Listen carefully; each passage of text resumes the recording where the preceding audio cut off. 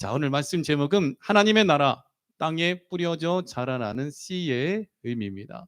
하나님의 나라를 예수님께서 땅에 뿌려져 자라나는 씨라고 했거든요. 오늘 얼마 전에 저는 저희 땅에서 깜짝 놀랐어요. 상추가 자라고 있는 거예요. 화분에다 심어가지고 작년에 이렇게 뜯어먹고 했는데 그냥 꽃이 피고 열매 맺었을 때 그냥 뽑아서 옆에 뉘어놨는데 세상에 겨울에 싹이 돋는 거 있죠. 상추가 나오는데 여기저기서 쏙쏙쏙 나오는 거예요. 나오는데 어찌나 이쁜지. 그래가지고 흙 사다가 이렇게 쫙 감싸놔가지고 거름을 주고 막 물 주고 막 키우고 있어요. 근데 많이 나면 드릴 텐데 아무튼 뭐 상추 잡수고 싶으면 오셔요. 근데 지금은 아주 조그마해요. 쬐까네요. 근데 하나님의 나라가 이 씨앗이 뿌려질 때에 땅에서 싹이 나고 이삭이 되고 곡식이 탱글탱글탱글 열리고 탱글탱글 열리면은 무슨 일이 나죠? 농부가 낫을 대고 곡식을 거두어서 곡식은 모아서 곡간에 들이고 쭉정이는 모아서 불에 태워버리잖아요. 하나님의 나라, 우리는 이 세상에서 이 복음, 예수 그리스도의 생명의 복음을 통하여서 우리 마음밭에 씨가 뿌려졌어요.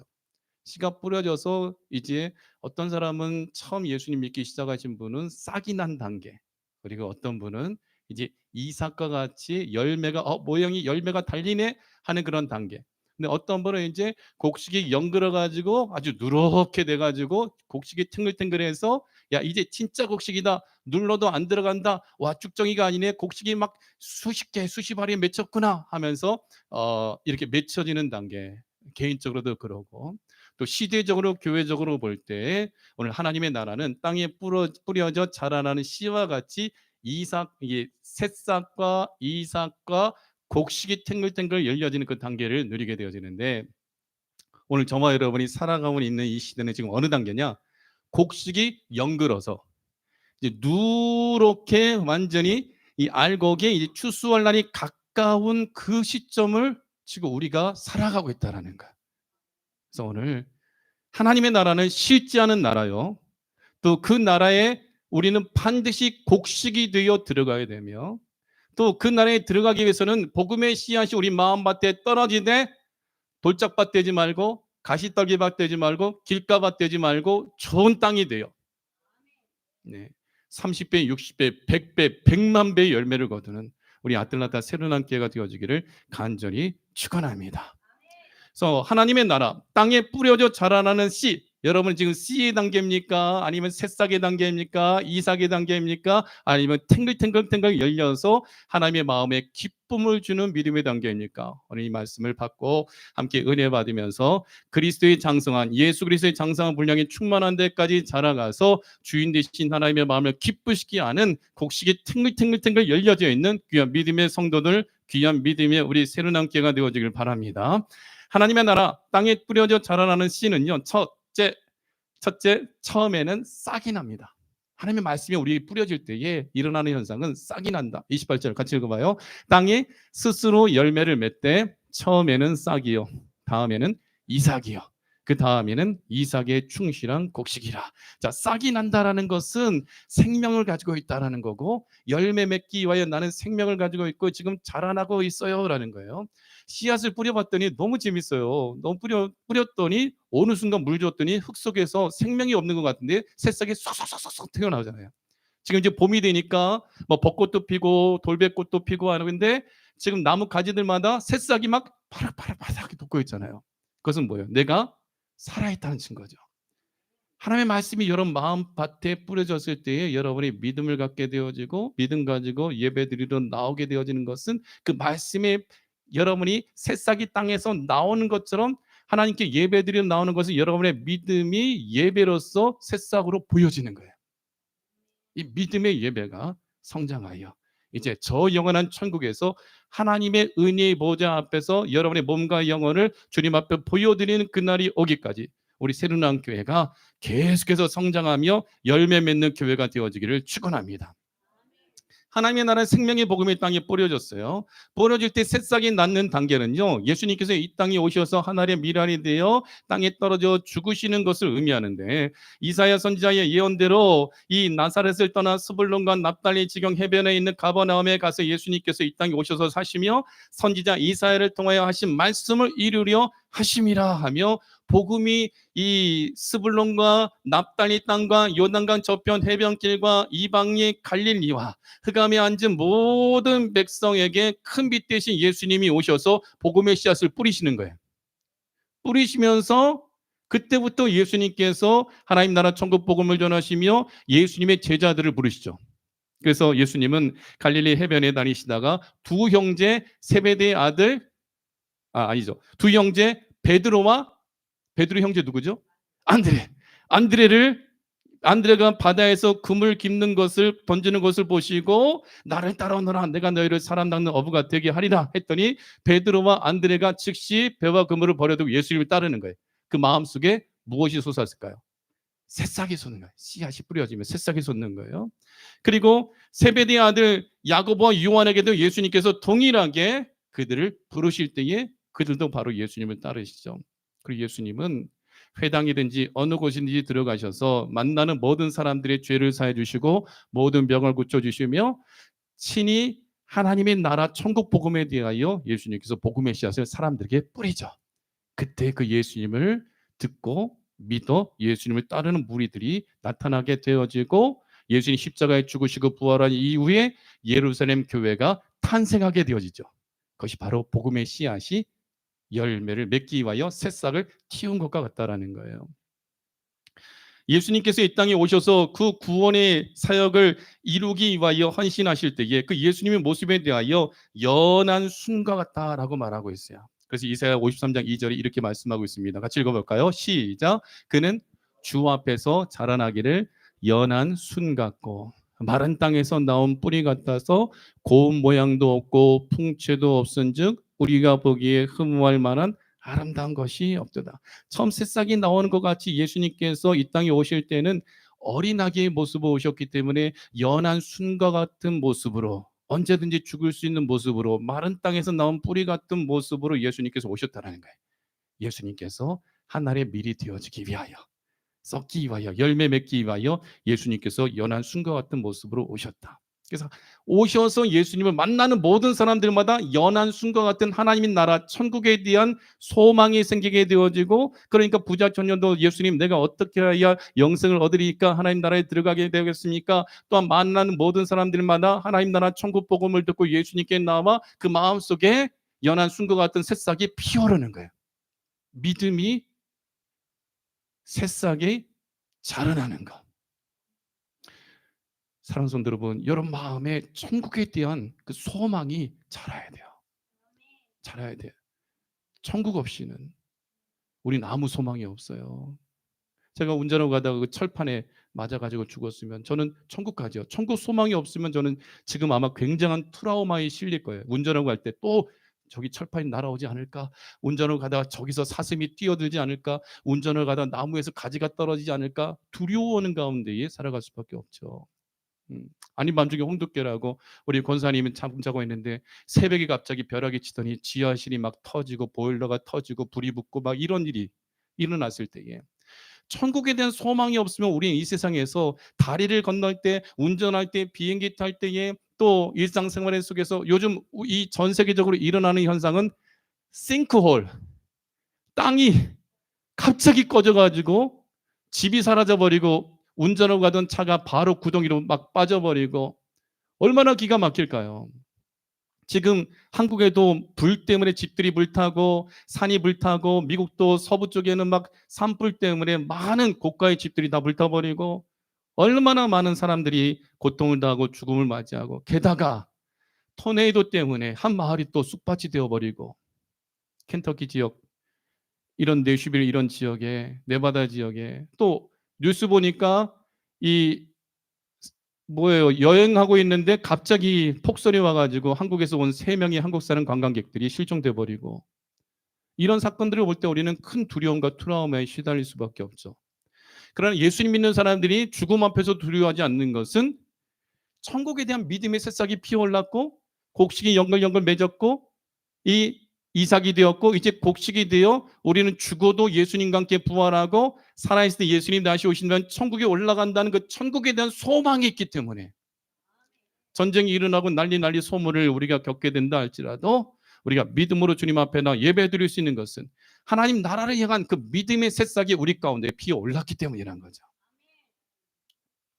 그래서요, 그 믿음 가지면요, 마태복음 13장 31절 말씀해 보면요, 또 비유를 들어 이르시되 천국은 마치 사람이 자기 밭에 갖다 심은 겨자씨 안을 같으니 이는 모든 씨보다 작은 것이로되 자란 후에는 풀보다 커서 나무가 되매 공중의 새들이 와서 그 가지에 깃들이느니라. 겨자씨 보셨어요? 겨자는 많이 드셨죠? 겨자씨 못 보셨죠? 겨자씨가요, 참깨보다 작아요. 겨자씨가 얼마나냐면 볼펜으로 이 종이에다가 점 하나 딱 찍은 크기예요. 되게 작죠. 근데 그 겨자씨를 심으면 제가 요즘 농사 짓는 재미가 생겨가지고 그냥 갓씨 있잖아요. 갓, 청갓. 갓씨를 한번 땅에다가 강순희 권사님한테 제가 물어보면서 막 씨앗을 뿌렸어요. 막 훅 뿌린다 그래서도 훅 뿌렸거든요. 세상에 새싹이 막 와다다다다다 나는데 씨앗이 작은 거 뿌렸는데 쫙 자는 이파리가 피고 그것을 막 쌈 싸우면 좋을 정도로 막 성장해 나가는 게 얼마나 재미있는지. 근데 겨자씨는 그 갓씨보다 더 작은 거예요. 볼펜으로 종이에다가 딱 찍으면 그 모양이 겨자씨 모양이야.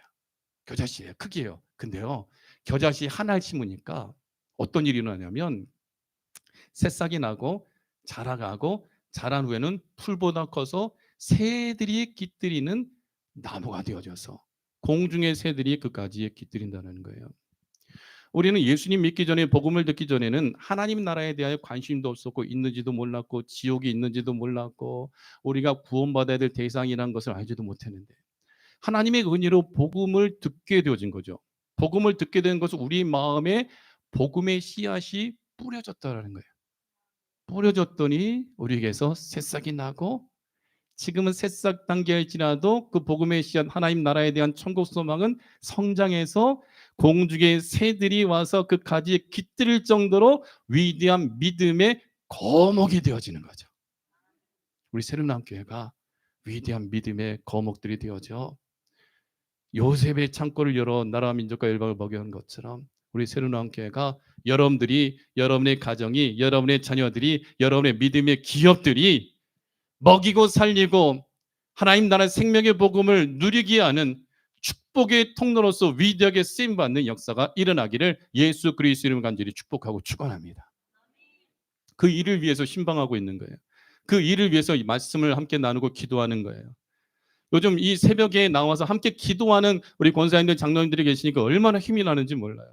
조중 예배 드릴 때 처음에는 사모 위메 사모 한 사람만 놓고 예배 드릴 때는 기운이 없어. 물론 여러분들이 온라인 통해서 예배를 드리지만 그때 우리가 함께 예수님의 이름을 모여 새벽을 깨우며 기도하니까 야 막 뭐 이옥희 권사님 경우는 40분 운전해 와가지고 예배를 새벽을 깨우니까 얼마나 용기가 나고 힘이 나는지요.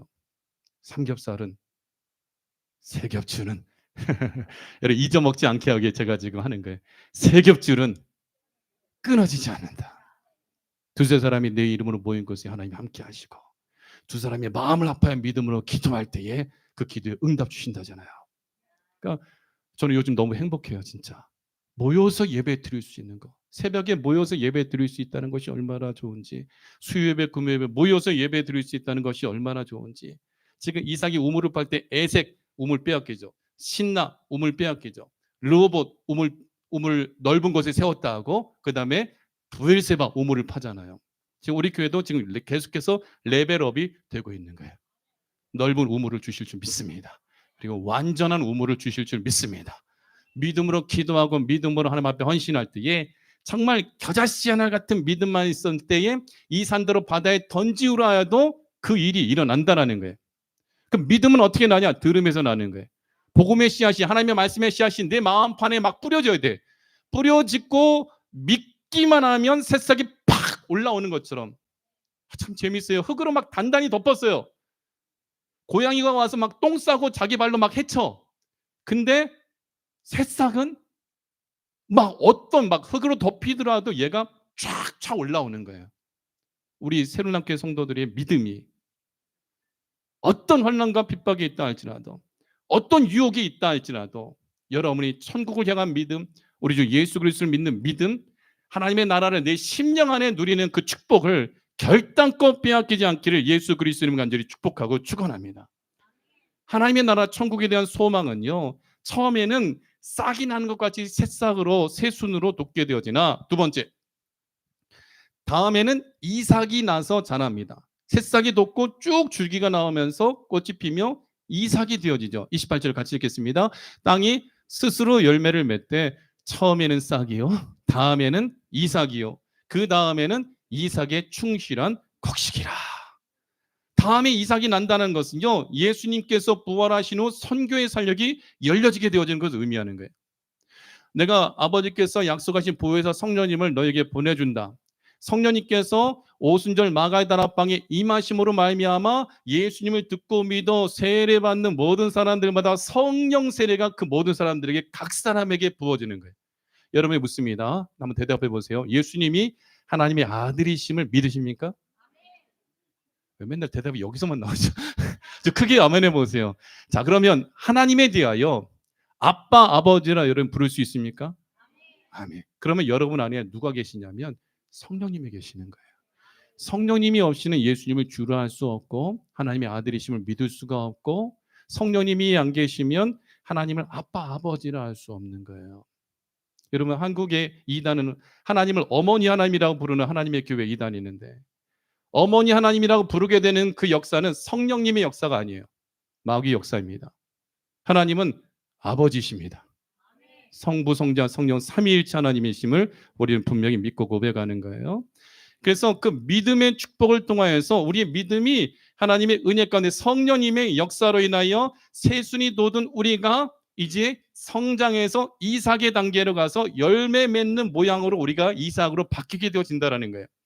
성령님이 오셔서 이 복음이 전 세계로 뻗어나가게 되어지는, 하나님의 나라가 확장되어지는 것을 의미하는 것이 그 다음에는 이삭이 나서 자라는 단계라는 거예요. 초대교회는 새순이, 새싹이 돋는 단계.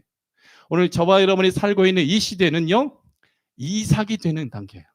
그 다음 단계는 뭐예요? 마지막 때. 우리는 이삭이 이미 열매가 달려 있어요. 달려 있는데 열매가 아직 파릇파릇해. 벼농사를 짓거나 보리농사를 지으면 열매가 쭉 이제 새순이 자라고 줄기가 자라고 꽃이 핀 다음에 꽃이 열매인지 모를 정도로 이제 이삭으로서 곡식의 모양을 갖춰요. 근데 아직 초록색이야.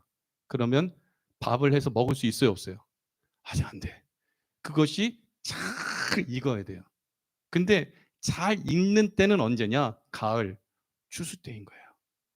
근데 오늘 이 시대가 어느 때냐? 예수님이 십자가에 죽으시고 부활하시고 성령님이 오셔서 복음이 예루살렘부터 땅끝까지 전파되어 지금 이삭의 단계예요. 근데 이삭의 단계에서 지금은 사람들이 왕래가 빨라지고 지식이 더하여지는 시대, 다니엘서 12장 4절과 같이 마지막 때가 되었기 때문에 지금 어떤 단계냐? 파릇파릇하지만 곡식이 지금 모여있고 모여있어요. 쌀 아래. 근데 그것이 이제 누렇게 익어가는 때가 2025년도예요. 지금이 그때요. 누렇게 익어가요. 그러면 어떤 일이 일어나요? 추수가 이루어지는 거예요. 추수가 이루어진다는 것은 예수님이 다시 오신다라는 거죠. 처음에는 새싹이 자랐다면, 초대교회 때는 새싹이라면 오늘 이 시대는 이삭이 나서 자라는 거다. 곡식의 열매를 갖췄다라는 거예요. 그러면서 그 곡식의 열매가 이제 누렇게 익어가는 그 가을이 오는 그때를 우리가 영적으로 맞이하고 있다라는 거예요. 그래서요, 주님께서 이삭이 나서 자라는 것은 이삭이 맺혀지는 것, 곡식과 같은 열매가 맺혀지는 것이 땅끝까지 이르러 복음이 증거되는 거예요. 그래서 마가복음 16장 15절 말씀을 보면요, 또 이르시되 너희는 온 천하에 다니며 만민에게 복음을 전파하라. 믿고 세례를 받는 사람은 구원을 얻을 것이요, 믿지 않는 사람은 정죄를 받으리라. 복음을 전했을 때, 여러분들이 복음을 들었을 때 믿고 세례를 받으면 성령의 선물을 통하여서 구원의 열매가 나타나게 되어지는 거예요. 그러나 믿지 않는 사람은 열매가 없기 때문에 쭉정이가 되기 때문에 정죄를 받고 심판을 받게 되어진다라는 거예요. 사랑하는 성도 여러분, 현재 이 시대는 이삭이 곡식으로 변해가는 때라는 걸 놓치지 말기 바랍니다. 하나님의 나라 땅에 뿌려져 자라는 씨는요, 처음에는 싹이 난다. 예수님께서 십자가에 못 박혀 죽으시고 제자들을 세우시고 초대교회가 세워지고 복음이 전파되어지도록 예루살렘 교회가 세워지는 것이 싹이 나는 것이며, 더 나아가 다음에는 이삭이 나서 자란다. 이 예루살렘 교회에서 시작된 복음이 오직 성령이 너희에게 임하시면 너희가 권능을 받고 예루살렘과 언유대와 사마리아와 땅끝까지 이르러 내 증인이 되리라. 지금 우리가 살고 있는 미국은 어디입니까? 아틀란타죠. 그래요. 아틀란타죠. 그 이 아틀란타 여기가 지금 땅끝이에요. 예루살렘이에요. 땅끝이에요. 뭔 일인지 아세요? 예루살렘에서 복음이 시작됐어요. 유대 땅까지 퍼져나갔어요. 사마리아 땅까지 복음이 전했어요. 그 다음 단계 어디예요? 땅끝이잖아요. 지금 땅끝까지 복음이 증거되었기 때문에 새로운 교회가 존재하는 거예요. 땅끝으로 이미 다 복음이 전파됐어요. 그럼 뭐예요? 이삭이 충실해졌다라는 거예요. 땅끝까지. 그러면 예수님께서 오신다 그랬거든요. 주님 오실 날이 멀지 않은, 곡식이 다 무르익은 때가 오늘 저와 여러분이 살고 있는 때라는 거예요. 그럼 우리 어떻게 해야 돼요? 김신정 권사님 이사하셨잖아요. 천국으로 이사갈 준비해야 돼요. 김신정 권사님 이사하면서 냄비 다 새 그릇 다 챙겨 오셨잖아요. 근데 천국은 우리가 뭘 가져가야 돼요? 우리 교회에 있는 물주전자 갖고 가나요? 밥통 들고 가나요? 아니요. 믿음 가지고 가는 거예요. 믿음 가지고 가야 돼요. 이삭이요. 이삭 단계에서는요. 얘가 곡식이 될지 안 될지 우리는 몰라요. 이삭이 이 벼와 보리 이삭을 보면요. 제가 농촌 지역에 있어 봤기 때문에 아는데, 그때에는 아직 얘가 곡식인지 쭉정인지 몰라요. 쭉정이는 뭐냐면 겉모습은 쌀인데 눌러보면 퍽 들어가요. 그러니까 우리가 밥할 때도 쌀 씻을 때 보면 물에 둥둥 뜨는 거 있잖아요. 눌러보면 그 안에 쌀이 없어요. 한국에서 요즘은 이제 쌀 도정이 잘 되니까 그런데 저 어릴 때 우리 권사님들 장로님들 어릴 때 보면은 쌀 사러 가면은 그 쌀 속에 항상 벽시가 같이 섞여 있어요. 근데 어머니가 쌀 씻을 때 또 저도 쌀 씻을 때 보면 물에 둥둥 떠요. 얘 만져보면 퍽 들어가. 그러면 딱 꺼내서 버려버리잖아요. 그게 쭉정이거든요. 이삭이 나서 자란 이후에는요, 이제 곡식이 되면 낫을 되게 되는데, 세 번째, 그 다음에는 이삭에 충실한 곡식의 낫을 되는데, 낫을 되고 난 이후에 그 곡식과 쭉정이가 가는 장소가 달라지는 거예요. 추수 때가 되면 곡식이 무르익어서 이제 황금 들판이 될 때에 무슨 일이 일어나요? 곡식이 벼가 고개를 확 숙이죠. 그럼 농부들은 그때 뭔 일을 하느냐면 낫을 갈아요. 낫이 잘 서 있는 낫은 쫙 빼면 땡기면 되죠. 저도 농사를 도와봐서 벼를 딱 잡고 낫 딱 대고 땡기면 싹 돼. 근데 낫이 갈려 있지 않으면 벼 잡고 딱 낫을 대고 땡겨도 팍팍 하고서 안 오는 거예요. 그러니까 농부가 추수하기 위해서는 낫을 갈아요. 그래야 벼를 잘 추수할 수 있기 때문에. 낫은요, 예수님 믿는 성도들에게 이 낫은 하나님의 말씀, 예수님의 입에서 나오는 좌우로 날선 검과 같은 거예요. 말씀으로 창조하시고 말씀으로 구원하시고 말씀으로 심판하시는 거예요.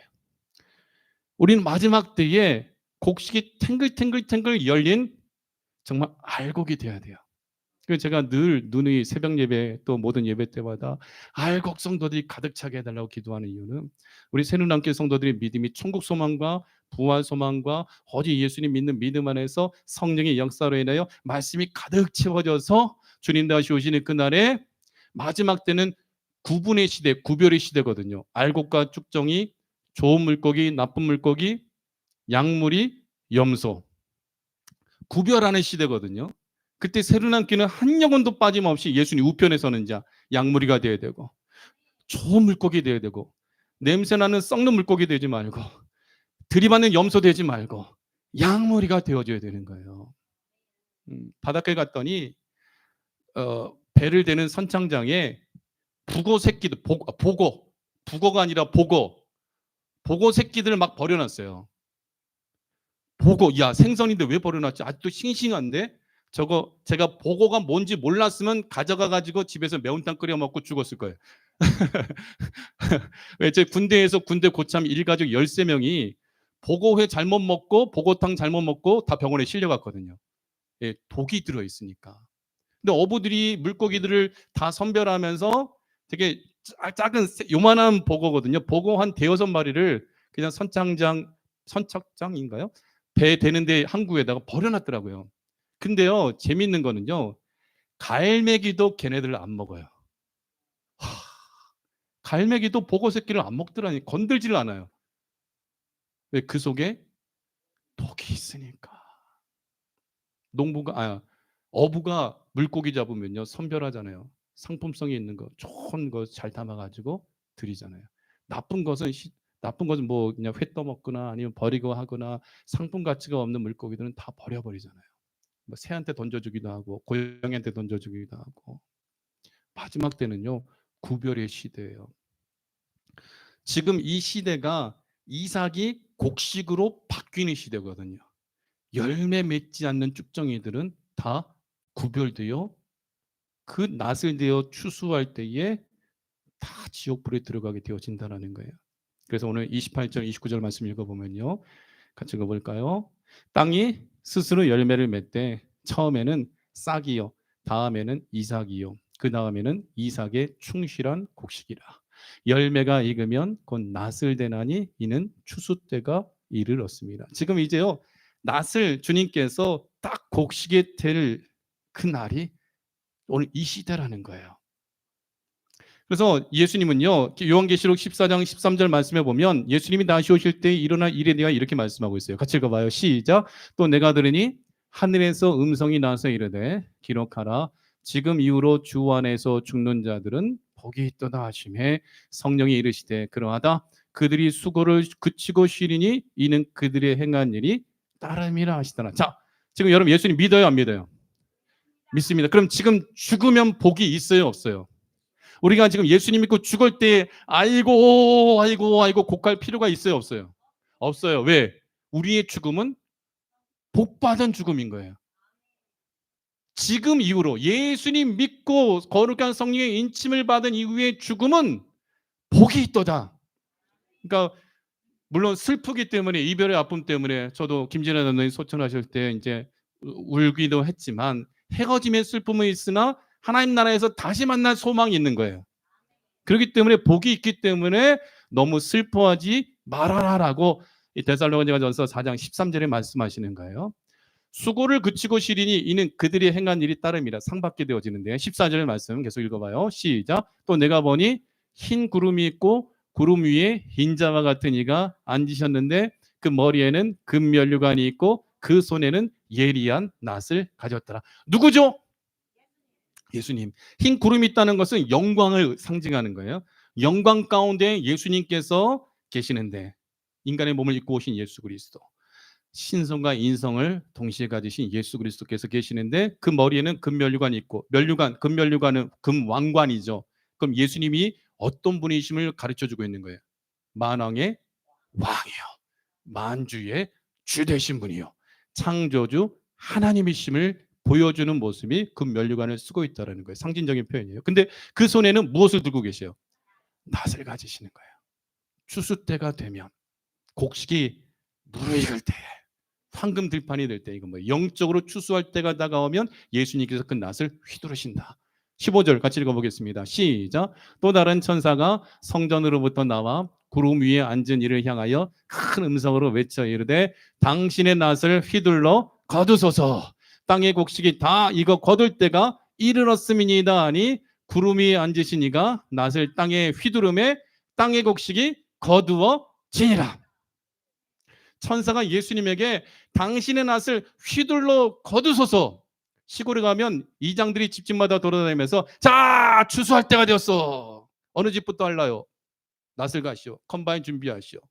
하면서 쫙 그 마을 사람들에게 추수할 때가 되었음을 알려주거든요. 성경대로 구름 위에 앉으신 예수 그리스도, 예리한 낫을 가지신 예수님께 천사가 낫을 휘둘러 거두소서, 땅의 곡식이 다 익어 거둘 때가 이르렀습니다 했을 때에, 구름 위에 앉으신 이가 낫을 땅에 휘두름에 땅의 곡식이 거둬지니라. 자, 여기서 우리는 예수님께서 예리한 낫을 휘두를 때에 거두어지는 자가 되어야 돼요. 그게 예수님의 권능의 날, 주님께서 재림하시는 날이거든요. 그날에 땅의 곡식을 추수하기 위하여 우리 이름 불러주시는 거예요. 우리 이름 불러주실 때에 그때 예수님 품에 안겨야 돼요. 구름 속으로 끌어올려져. 그때 그 곡식은 곡간에 들어가는 축복을 누리게 되어지는 거예요. 근데요, 17절 말씀해 보면요, 요한계시록 14장 17절에는요 이 포도송이가 거두어지는 때가 있어요. 이것은 곡식과 대비되어지는 예수님 안 믿는 사람들에 대한 추수예요. 우리는 곡식으로서 거두어져야 돼. 여기서 이 포도송이로서 거두어지면 심판의 대상이 되는 거예요. 17절 같이 읽어봐요. 또 다른 천사가 하늘에 있는 성전에서 나오는데 역시 예리한 낫을 가졌더라. 또 불을 다스리는 다른 천사가 제단으로부터 나와 예리한 낫 가진 자를 향하여 큰 음성으로 이르되 예리한 낫을 휘둘러 땅의 포도송이를 거두라. 그 포도가 익었느니라 하더라. 여기서 땅의 포도송이는요, 예수님 안 믿는 사람들인 거예요. 불을 다스리는 다른 천사라는 것은 지옥문을 열어두고 지옥으로 이끌어가는 천사죠. 그래서 지옥의 심판을 받게 하는 그 천사가 심판을 위하여 예리한 낫을 휘둘러서 포도송이를 거두라. 아니 목사님, 포도송이 우리 좋은 의미 아닙니까? 이 하나님 말씀이 양면성이 있어요. 요한계시록 15장에 나오는 참포도 나무요 우리는 가지요 포도송이 열매 맺는 것은 성도들을 의미하는데, 요한계시록 14장에 이 휘둘러 땅에 포도송이를 거둘 때의 포도송이는요 예수님 안 믿는 성도들을 상징하는 거예요. 그러니까 성경 해석을 잘 해야 돼요. 그래서 19절 말씀 같이 읽어봐요. 천사가 낫을 땅에 휘둘러 땅에 포도를 거두어 하나님의 진노의 큰 포도주 틀에 던짐에 성 밖에서 그 틀이 밟히니 틀에서 피가 나서 말 굴레까지 닿았고 1600 스타디온에 퍼졌더라. 자, 이 포도송이가 지금 어디에 들어가는 거예요? 축복의 틀에 들어가는 거예요? 진노의 틀에 들어가는 거예요? 그러면 성도예요? 예수님 안 믿는 불신자예요? 불신자죠. 진노의 큰 포도주 틀에 던져짐에 주님께 밟히고 그 틀이 밟힐 때에 틀에서 피가 나서 말 굴레까지 닿았고, 이것은 둘째 사망의 해를 받는 것을 의미하는 거예요. 1600 스타디온, 이것은요 현재 단위로는 약 200마일이고, 그리고 에이커로 표현하면은 12만 8천 에이커의 그 피가 튄다라는 거예요. 12만 8천 에이커. 근데 이것은 상징적인 표현이기 때문에 그만큼 예수님 안 믿는 사람들이 하나님의 심판, 예수님의 심판을 받아 영원한 죽음, 영원한 형벌에 들어가게 되어짐을 의미하는 거예요. 여러분, 예수님 믿는 게 제일 축복이에요. 땅의 곡식이 되어 주님께서 친히 우리를 모아서 곡간해 드리시잖아요. 근데 예수님 안 믿을 때는요 진노의 포도주 틀에 던져지게 되어지는 거예요. 사랑하는 성도 여러분, 예수님 잘 믿읍시다. 옆 사람에게 얘기하시, 예수님 잘 믿읍시다. 예배 잘 드립시다. 천국 소망 가지고 살아가십시다. 아멘이시죠? 그래서 마지막으로요, 누가복음 3장 17절 말씀해 보면요, 손에 키를 들고 자기의 타작마당을 정하게 하사 알곡은 모아 곡간에 드리고 쭉정이는 꺼지지 않는 불에 태우시리라. 쭉정이의 특징, 겉모습은 알곡 같아요. 그러나 눌러보면 열매가 있어요, 없어요? 없어요. 신앙생활에도요 마당만 받는 성도 되지 말고 예수님 밑에 믿음의 삶의 열매가 가득 채워져야 돼요. 믿음으로 주 앞에 헌신하고 섬기는 거, 봉사하는 거, 각 사람 행한 대로 상을 주시거든요. 믿음의 분량대로 주님께서 일할 수 있는 것도 주시는 거예요. 그러니까 저는 여러분의 믿음을 키우고 싶어요. 세상이 감당하지 못하는 위대한 믿음의 사람이 되세요. 내 입을 크게 열라 내가 채우리라. 시편 81편 10절에 사학가 된날지라도 기왕이면 미국을 벗어나서 캐나다와 중미와 남미와 이 5대양 6대주를 누비는 사학가 되어져도 입을 크게 열리고 하나님 앞에 그 일을 행하게 해달라고 기도하시고, 하나님 내 나이가 든다 할지라도 이 산지 내게 주옵소서. 어, 믿음으로 기도할 때에 주님께서 그 은혜를 허락해 주사 주의 일을 감당하며 수많은 영혼을 먹이고 살리고 구원하는 축복을 누리는 새로운 기회로 세워가시도록 입을 크게 열고 기도하여 하나님의 신 은혜의 복을 함께 받아 누리며 알곡 성도가 되어 주님께서 모아서 곳간에 드릴 때에 하나님 나라에 들어갈 때에 반드시 함께 들어가는 여러분들이 되어지길 바랍니다. 알곡이 하나만 아니라 그 알곡은 모으는 거예요. 쌀자루에 막 모으면요, 막 20kg, 40kg 막 모을 때 들 수 없을 정도로 가득가득 채우잖아요. 우리 새로남께 알곡이 가득 채워지기 원하고 주님께서 키질 할 때에 손에 키를 들고 자기의 타작마당을 정하게 하사 타작마당 교회거든요. 알곡은 모아 곳간에 들이고 바람에 날아가는 쭉정이는 꺼지지 않는 불에 태울 때에 영적으로 좀 무거운 자가 되십시오. 영적으로 무거운 자. 말씀이 가득 차 있고 성령의 기름 부심이 가득 차 있어서 키즈를 할 때 환난 받고 시험에 들고 어려움이 있을 때 바람이 분다고 휙 날아가는 것이 아니라 어떤 비바람과 박해와 환난이 있고 어떤 두려움과 어떤 유혹이 있다 할지라도 예수님께서 키즈를 하실 때에 그 키 안에 머무는 알곡, 무거운 알곡, 엉덩이가 빵빵해도 무겁고 믿음으로 기도하는 기도의 자리가 무겁고 예배드리고 섬기는 봉사의 자리가 무겁고 그 무거운 알곡이 돼요. 주님께서 키질 하실 때에 나 안 날아갈 거예요. 예수님 아무리 키질해도 나 예수님 곁에 있을 거예요. 포도나무 가지가 되어 그 포도나무에 딱 붙어있는 자가 되어 열매로 주인 되신 하나님의 마음을 기쁘시게 하고 주님 은혜 가운데 쭉정이처럼 날아가 버린 것이 아니라 믿음 가지고 예수님 콕 붙잡고 반드시 무르익은 곡식이 돼요. 이 뭐 고개 숙이는 게 뭐예요? 예수님의 모습, 온유함과 겸손함으로 그 하나님의 나라의 주인공이 되어지는 우리 새누남교회가 되어지기를 예수 그리스도의 간절히 축복하고 축원합니다.